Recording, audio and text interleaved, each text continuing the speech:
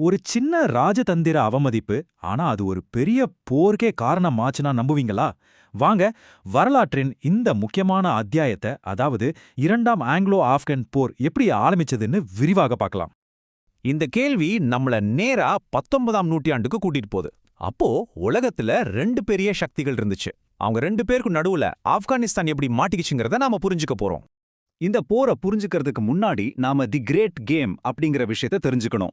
சிம்பிளா சொல்லணும்னா இது பிரிட்டனுக்கும் ரஷ்யாவுக்கும் நடுவுல நடந்த ஒரு கோல்டு வார் மாதிரி. மத்திய ஆசியாவை யார் கட்டுப்பாட்டுல வச்சுக்கிறதுங்கிறது தான் போட்டி. பிரிட்டிஷை பொறுத்த வரைக்கும் இந்தியாவுக்கு ஆப்கானிஸ்தான் ஒரு செக்யூரிட்டி கார்டு மாதிரி. ஆனா ரஷ்யாவோ தெற்கு பக்கம் தன்னோட எல்லையை விரிவுபடுத்த பார்த்துச்சு. இந்த இழுபறி தான் எல்லாத்துக்கும் மூல காரணம்.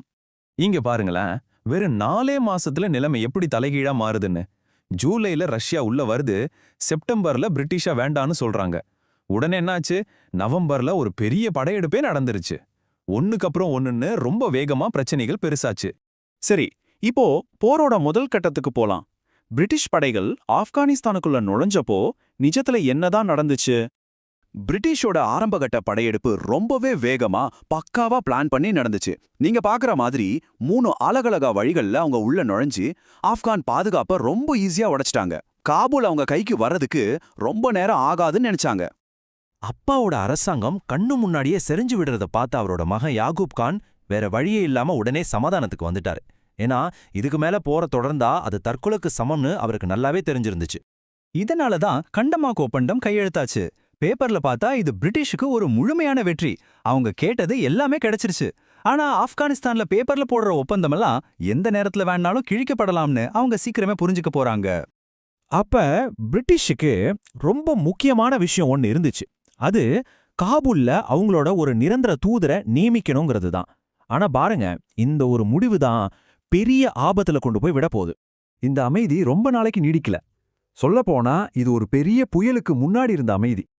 இதுதான் அந்த பயங்கரமான திருப்புமுனை. பிரிட்டிஷ் தூதரே கொல்லப்பட்டதும் போர் இன்னும் முடியலையேன்னு எல்லாருக்கும் புரிஞ்சு போச்சு. உண்மையில நிஜமான போர் இப்போதான் ஆரம்பிச்சிருந்தது. பிரிட்டனோட பழிவாங்கல் ரொம்பவே கடுமையா இருந்துச்சு.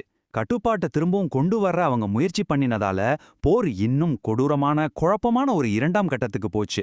காபூலை திரும்பவும் பிடிச்சாங்க, ஆனா நாட்டு ஆள யாருமே இல்ல. ஆப்கானிஸ்தானுக்கு ஒரு தலைவரே இல்லாததால பிரிட்டிஷுக்கு ஒரு புது தலைவலி.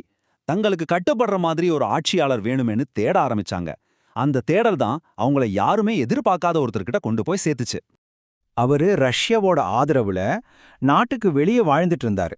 ஆனா ஆப்கானிஸ்தான்ல நடக்கிற இந்த குழப்பத்தை பார்த்ததும் அரியணைய பிடிக்க இதுதான் சரியான சான்ஸ்னு ஒரு பொன்னான வாய்ப்பா அவர்